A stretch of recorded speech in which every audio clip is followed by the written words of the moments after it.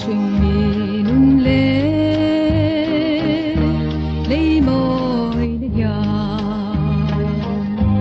ral ni le tuai buna nei ti kan ba lai le hun cha ti po hun hian tui lua ngin alem bo ti tuan ting lo vero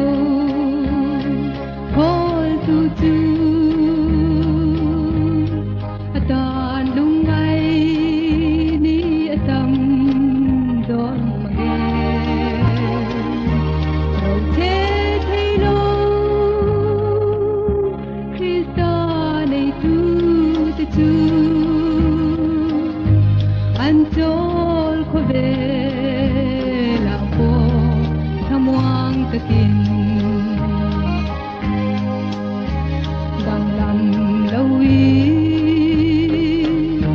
xua nei chua lung kham tuai na nei lâu ko be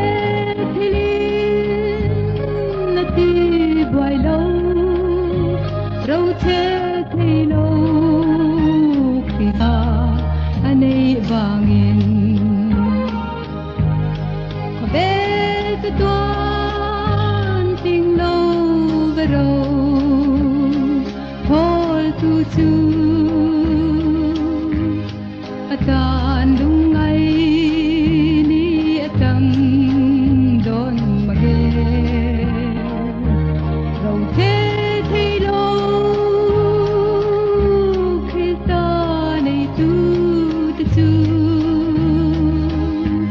antol ko be la ko kamuang takin kita aro kol tu ko be siung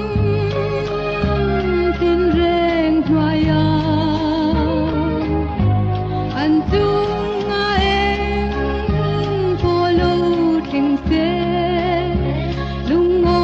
takin kan lal ban phak chi ko be za tuan ting lo vero hol tu